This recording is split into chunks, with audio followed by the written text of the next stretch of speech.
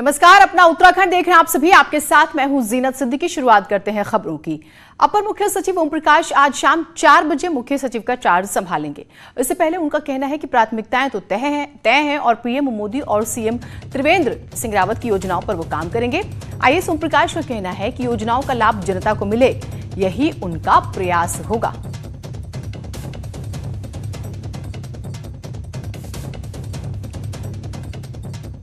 प्राथमिकताएं तो पूर्व निर्धारित हैं और प्राथमिकताएं माननीय प्रधानमंत्री जी, माननीय मुख्यमंत्री जी, भारत सरकार और राज्य सरकार द्वारा निर्धारित हैं, तो उन्हीं के अनुरूप कार्य होगा। और ये प्रयास होगा कि जो उनकी अपेक्षाएं हैं और जो उत्तराखंड की सम्मानित जनता की अपेक्षाएं हैं उनको शीघ्र पूरा किया जाए। मार्ग में जो आने वाली बाधाएं हैं, अवरोध हैं, उनको सतत प्रभावी अनुश्रवण द्वारा उनको दूर किया जाए ताकि राज्य की आर्थिक उन्नति हो सके और जो वर्तमान परिदृश्य है इससे हम उबर सके। टिहरी के कुंजापुरी के हिंडोला खाल में एक मकान के ऊपर बोल्डर गिर गया। हादसे में 3 लोगों के दबे होने की खबर आ रही है।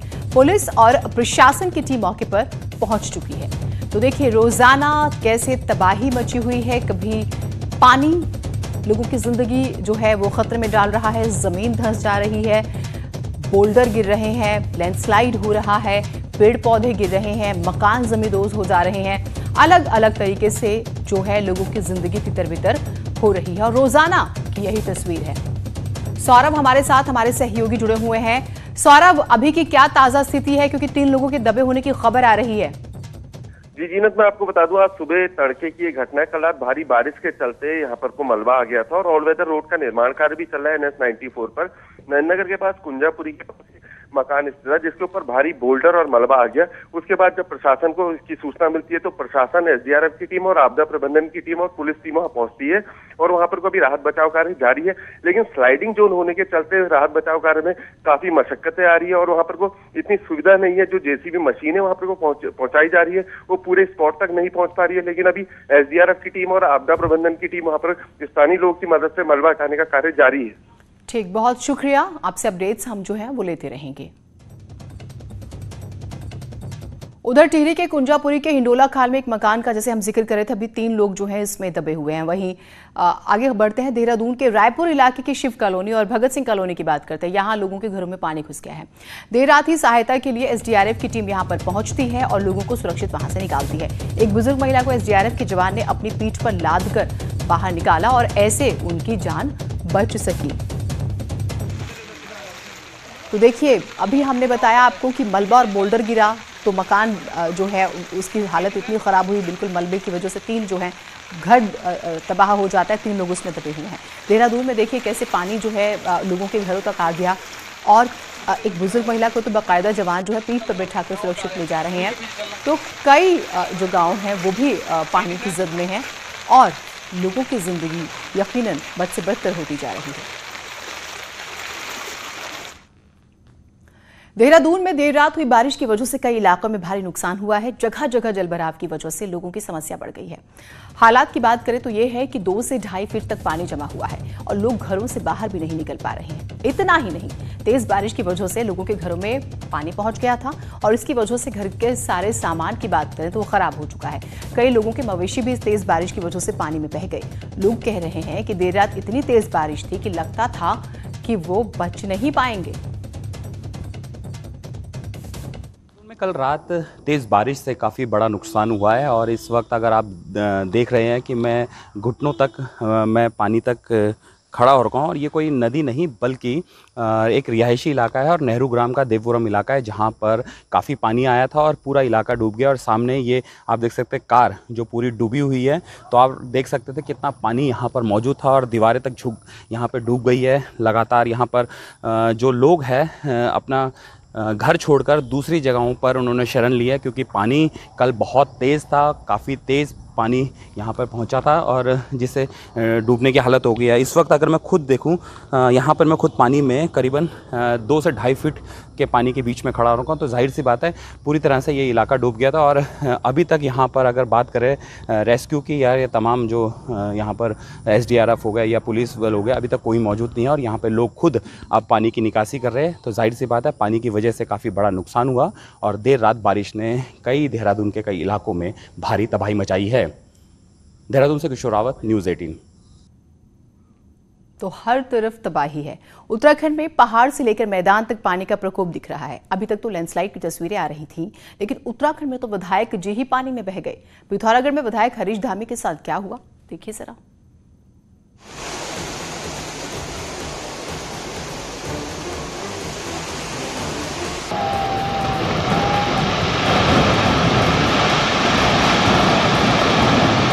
उफनता नाला है,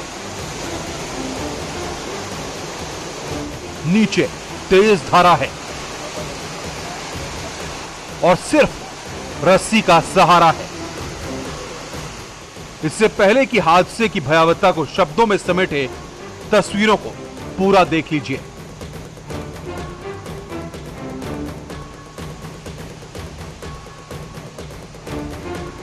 तस्वीरें पिथौरागढ़ की हैं। यहां कांग्रेस विधायक हरीश धामी अपने समर्थकों के साथ इस बरसाती नाले को पार कर रहे थे। शुरू में तो सब कुछ ठीक ठाक था। रस्सी के सहारे विधायक जी ने लगभग नाले को पार भी कर लिया था, लेकिन इससे पहले कि वो नाले के दूसरी छोर पर पहुंचते, पानी और पत्थरों के तेज बहाव में विधायक जी के पांव उखड़ गए। हरीश धामी इस बरसाती नाले में गिर गए और पानी के तेज बहाव में बहने लगे।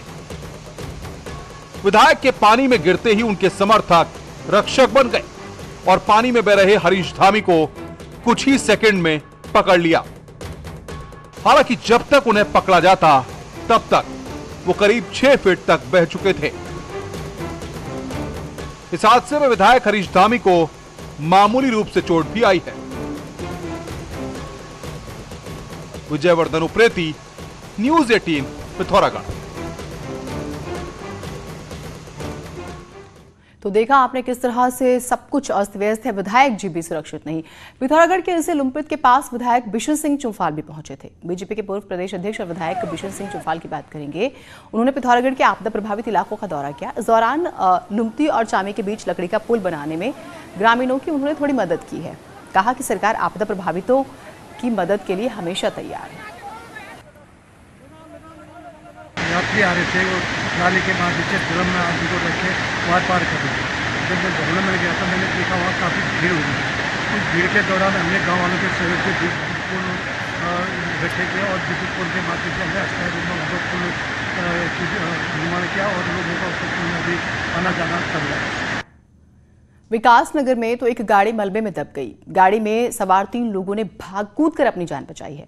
मलबे में दबे होने से गाड़ी पूरी तरह से क्षतिग्रस्त हो गई। मलबा आने से रोड बंद हो चुका था। टमाटर लेकर विकासनगर जो है ये गाड़ी जा रही थी। लोक निर्माण विभाग फिलहाल सड़क खोलने में जुटा हुआ है। कालसी चक्राता मोटर मार्ग पर जजरेड़ में ये हादसा हुआ। तो देखिए जरा गाड़ी की हालत आप देखकर अंदाजा लगा सकते हैं। अगर इसके अंदर कोई इंसान होता तो उसका क्या हाल होता, शायद वो जिंदा भी नहीं बच पाता। टमाटर लेकर ये गाड़ी जा रही थी और अच्छी बात है आप देख रहे हैं टमाटर भी पीछे किस तरह से बिखरे हुए हैं। गाड़ी की हालत देखिए तो टमाटर की हालत तो आप अंदाजा ही लगा सकते हैं, उसका तो खैर क्या ही कहें, लेकिन इंसान बच गए। और नीचे देखिए किस तरह की स्थिति है, पत्थर पहाड़ सब कुछ बहता हुआ नजर आ रहा है। गाड़ी किस तरह से फंसी हुई है। 3 लोगों ने कूदकर अपनी जान बचाई है। तो आप ये देखिए कि चाहे हम बात पानी की करें, हम जमीन की करें, पेड़ पौधों की करें, मकानों की करें, लोगों की करें, हर तरह से सिर्फ तबाही। तो पहाड़ में जिंदगी वाकई पहाड़ है, ये यूं ही नहीं कहा जाता। ये जो तस्वीरें रोज आ रही हैं और हम आपको जो दिखा रहे हैं उसके बाद आप अंदाजा लगा सकते हैं। तो टमाटर लेकर विकासनगर ये गाड़ी आ रही थी, लेकिन गाड़ी की हालत आप देखिए। गाड़ी के परखच्चे उड़े नहीं बल्कि गाड़ी बिल्कुल ही पिचक चुकी है। लगातार बारिश के बाद पहाड़ों से भूस्खलन की तस्वीरें आ रही हैं। तस्वीरें चमोली से भी आई। बद्रीनाथ हाईवे पर चंद सेकंड में पहाड़ का एक हिस्सा सड़क पर आ गिरा और पहाड़ गिरने की तस्वीर वहां मौजूद किसी शख्स ने अपने कैमरे में कैद कर दी। आप तस्वीरों में देख सकते हैं कि कैसे हजारों टन मलबा चंद सेकंड में भर आकर सड़क पर आ गया। बताया जा रहा है कि तस्वीर बद्रीनाथ हाईवे के कुहेड़ के पास की है। मलबा आने के बाद नेशनल हाईवे को फिलहाल बंद कर दिया गया है। देखिए, एकदम से भर के ये पहाड़ हैं। आप अंदाजा लगा सकते हैं पहाड़ कैसे ऐसे ताश के पत्तों की तरह, या हमें कहें कि रेत जैसे बहता है उस तरह से बहता हुआ नजर आ रहा है पहाड़। और ये कितने खोखले हो चुके हैं, किस तरह से आप अंदाजा लगा सकते हैं। और अब बात जरा लापरवाही की कर लेते हैं। देहरादून में बिना मास्क नजर आए हैं बीजेपी के प्रदेश अध्यक्ष बंशीधर भगत। पहली बार नहीं है, पहले भी नजर आए थे। खैर, बंशीधर भगत एक फिल्म के मुहूर्त का जो एक प्रोग्राम था उसमें पहुंचे थे। फिल्म शुरू हो रही थी। इस मामले में कांग्रेस ने नाराजगी जताई क्योंकि उन्हें मौका मिल गया और लिखित शिकायत कर दी। भगत पर कोरोना प्रोटोकॉल के उल्लंघन का आरोप लगाया है। इससे पहले भी हरिद्वार में भी बिना मास्क बंशीधर भगत जो है वो नजर आए थे। और यहां पर न सिर्फ बंशीधर भगत बिना मास्क हैं, सब ऐसे ही नजर आ रहे हैं। तो देखिए कितनी बड़ी लापरवाही है और इन लोगों पर, इन सभी पर कार्रवाई वैसे तो बनती है।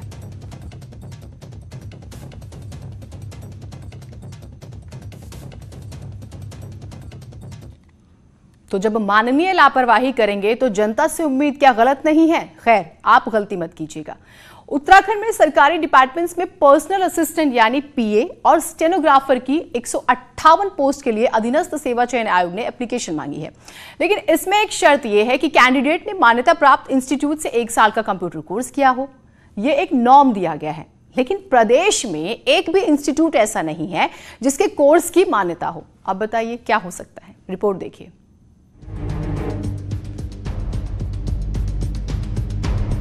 अगर आप स्टूडेंट हैं और कंप्यूटर डिप्लोमा कोर्स कर रहे हैं तो यह खबर आपके लिए है।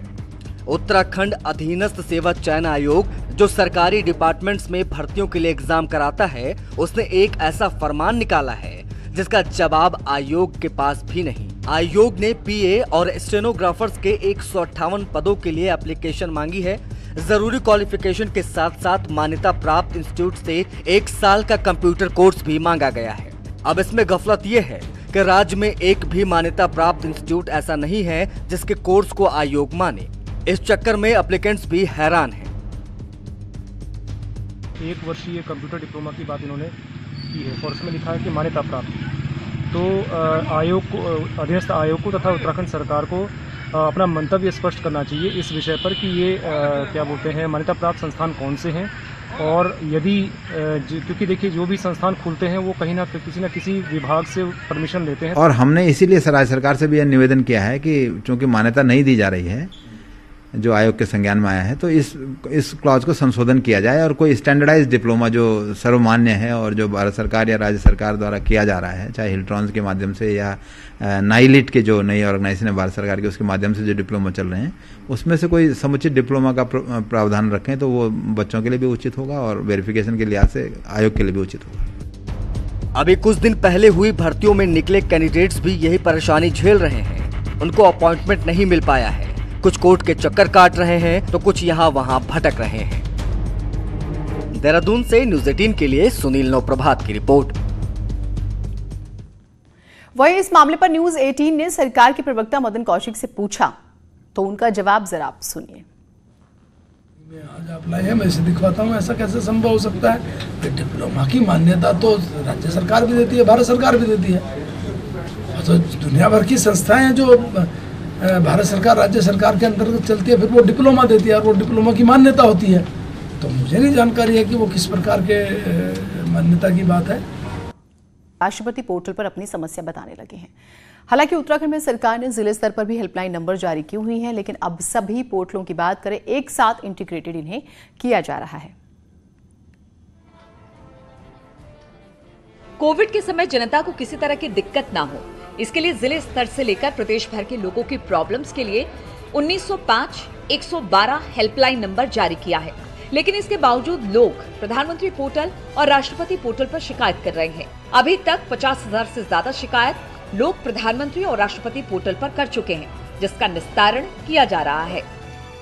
तो इसमें ये हुआ है कि अभी आज की डेट में हमने जो है 37,000 के लगभग PMO पोर्टल से हमें प्राप्त हुई है और रेस्ट यही कोई जो है 15,000 के लगभग हमें राष्ट्रपति पोर्टल से प्राप्त हुई है।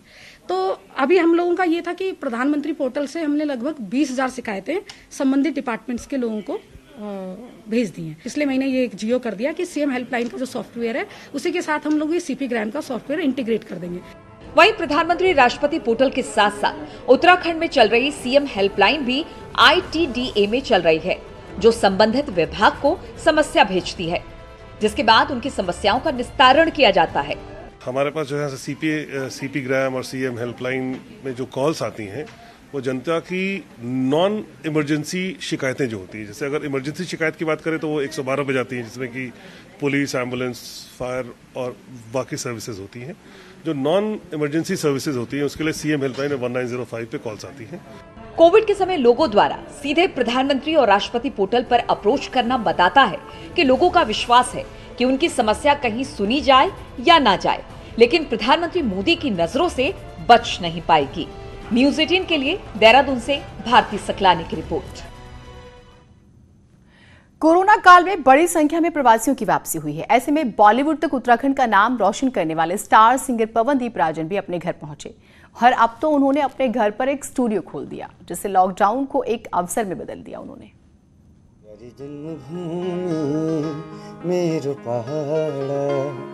गंगा जमुना अच्छा बदरी केदार। चंपावत के रहने वाले वॉइस इंडिया प्रोग्राम के winner Bollywood star singer Pawandeep Rajan ने लॉकडाउन में मुंबई की जगह अपने घर में एक स्टूडियो बनाया है। कई भाषाओं की फिल्मों को अपनी आवाज दे चुके पवनदीप राजन कहते हैं, पहाड़ में स्टूडियो खोलने से क्षेत्र के उभरते लोक कलाकारों के लिए मुंबई तक रास्ता आसान हो जाएगा। लॉकडाउन का नुकसान भी और फायदा भी है। फायदा ये है कि हम लोग यहाँ पे स्टूडियो बना पाए, जो हमारे लोकल के कलाकार लोग हैं उनको अच्छा मौका मिलेगा आगे बढ़ने के लिए, और यहीं से हम लोग सारा काम कर रहे हैं। मैंने अभी 5 गाने कंपोज किए हैं। वहीं स्थानीय प्रशासन के साथ क्षेत्र के प्रतिनिधि भी लॉकडाउन के दौरान पवनदीप राजन की इस पहल की तारीफ कर रहे हैं।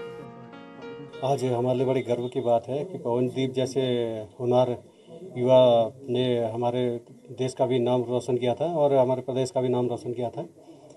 आज लॉकडाउन की वजह से जो हमारे सारे प्रवासी घर आए हैं उनमें से एक पवनदीप राजन भी है।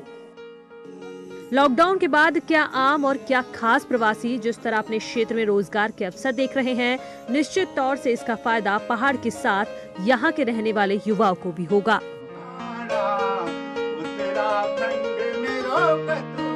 न्यूज़ 18 के लिए चंपावत से कमलेश भट्ट की रिपोर्ट। उत्तराखंड बोर्ड के रिजल्ट तो आ चुके हैं। 11वीं में एडमिशन के लिए अब मशक्कत जारी है, लेकिन इस बार के स्टूडेंट्स की बात करें तो साइंस से ज्यादा आर्ट्स पसंद कर रहे हैं स्टूडेंट। अब क्यों, देखिए। साइंस स्ट्रीम को लेकर पहले जिस तरह का क्रेज बच्चों में था वो अब कम होता जा रहा है। 90% अंक पाने वाले स्टूडेंट्स भी अब आर्ट साइड में जाना चाहते हैं। कई निजी स्कूलों में तो ह्यूमैनिटी स्ट्रीम में क्लास के सेक्शंस तक बढ़ाए जा रहे हैं। आर्ट साइड लेना है मुझे और मैं पुलिस सर्विस में जाना चाहती हूँ, क्योंकि साइंस और कॉमर्स तो सब लोग ले लेते हैं और सबको लगता है कि उसमें बहुत टफ कंपटीशन होता है और उसमें बहुत स्ट्रगल भी है, तो मैं आर्ट्स में अपना करियर बनाना चाहती हूँ। अब मैंने मतलब अच्छे अंक से 12th पास कर ली है और अब मुझे फिर BA करना है। इस बार भी मुझे आर्ट साइड से ही मतलब करना है और आर्ट साइड के सब्जेक्ट लेने हैं। शिक्षाविद भी मानते हैं कि अब स्टूडेंट्स डॉक्टर, इंजीनियर बनने के दबाव में नहीं पड़ना चाहते। वो समझ गए हैं कि आर्ट साइड से भी उनके पास कई बेस्ट ऑप्शंस हैं। ह्यूमैनिटीज़ में जाके आपके पास वास्ट स्कोप है, आप जिस फील्ड में जाना चाहते हैं तो आप जा सकते हैं। तो बच्चे बहुत प्रेफर कर रहे हैं कि आफ्टर 10th वो ह्यूमैनिटीज़ लें। जितने भी हमारे टॉपर हैं, अगर मैं बात करूं पहले फर्स्ट 20 की मैं बात करूं जो मैं अपने स्कूल के हैं, मेरे पास अप्रॉक्सीमेटली 113 बच्चों ने 90 से ऊपर लिए, और जो टॉप 20 हैं उनमें से लगभग 10 बच्चे जो हैं वो ह्यूमैनिटीज़ में जा चुके हैं। मेडिकल और इंजीनियरिंग में फीस ज्यादा होने के साथ साथ टफ कंपटीशन भी स्टूडेंट्स की इस बदलती सोच की वजह हो सकता है, लेकिन इतना जरूर है कि आर्ट्स में ज्यादा ऑप्शन भी पेरेंट्स और बच्चों की सोच को बदल रहे हैं। देहरादून से भारती सकलानी के साथ ब्यूरो रिपोर्ट, न्यूज़ 18 नेटवर्क। भारतीय व्हील चेयर क्रिकेट टीम के कप्तान राजेंद्र धामी की मदद के लिए पिथौरागढ़ प्रशासन आगे आया। कोरोना काल में राजेंद्र आर्थिक तंगी से जूझ रहे हैं। 90% विकलांग होने के बावजूद अपने परिवार का पेट पालने के लिए रोड़ी तोड़ने का काम करते हैं। राजेंद्र का मामला सुर्खियों में आने के बाद प्रशासन ने जिला खेल समिति के जरिए 20,000 रुपए की मदद उन्हें दी। साथ ही उन्हें सीएम स्वरोजगार योजना से जोड़ने की तैयारी की भी बात की जा रही है। काफ़ी दयनीय अवस्था में वो अपना जीवन यापन कर रहे थे। उसको सूचना को देखते हुए जिला खेल प्रोत्साहन समिति के माध्यम से हमने तात्कालिक सहायता के रूप में जो है 20,000 रुपीज़ का उनको राहत अभी उपलब्ध कराया हुआ है। इसके अलावा उनको मुख्यमंत्री स्वरोजगार योजना से जोड़ने के लिए भी मैंने उनसे अनुरोध किया था। पहाड़ में बनने वाली हर्बल टी की मांग पहाड़ से लेकर मैदान तक खूब बढ़ी हुई है। पहाड़ की महिलाओं और युवाओं को इससे रोजगार भी मिल रहा है।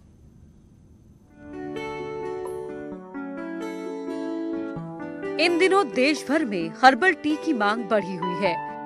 कोरोना काल में पिछले 2 महीने में इम्यूनिटी बूस्टर के रूप में गिलोय और तुलसी की तेजी से मांग बढ़ी है और इसकी डिमांड दिल्ली, मुंबई सहित कई महानगरों से आ रही है। अल्मोड़ा के हवालबाग में महिलाओं ने पिछले 2 महीने में ही 2 लाख की हर्बल टी बेच दी है और चाय की मांग बढ़ने से महिलाएं भी खुश हैं। हमने अभी तक यहाँ लोकल में ग्रामीण लोगों से तुलसी, रोजमेरी, थाइम, गिलोय आदि खरीदकर उसे अपनी यूनिट में प्रोसेस करके उसका चाय व काढ़े में यूज करके अभी तक लगभग 2 लाख के करीब की चाय बेच दी है। आजीविका परियोजना की मदद से हवालबाग में हर्बल टी यूनिट लगाई है, जिसमें गांव की महिलाएं ही हर्बल टी को गांव से लाकर पैकिंग करती हैं। कोरोना संक्रमण के दौरान सिर्फ 5 महिलाएं पैकिंग के लिए यूनिट में आ रही हैं। महिलाएं घर के पास रोजगार मिलने और चाय की मांग में इजाफा होने से काफी खुश हैं। गिलोय और तुलसी की चाय की बहुत डिमांड आती है। 2-3 महीने से तो ये लॉकडाउन के बाद हमने गिलोय और तुलसी की चाय इतनी भेजी, मतलब इधर उधर, और 5-5 लोग आते हैं और ग्रुप बना के हम इसको पैक करते हैं और इसको भेजते हैं। आप में हुनर है तो सफलता आपके कदम चूमेगी। ये कर दिखाया है हवालबाग की महिलाओं ने, जिन्होंने कोरोना काल में इम्यूनिटी बढ़ाने के लिए हर्बल टी की पैकिंग शुरू की, जिसकी मांग आज देश भर में बढ़ गई है। न्यूज़ 18 के लिए अल्मोड़ा से किशन जोशी की रिपोर्ट। और इसी के साथ इस बुलेटिन में इतना ही, लेकिन उत्तराखंड की खबरों के लिए आप 1:27 पर फिर हमारे साथ जुड़िएगा और फिर शाम 4:27 पर भी।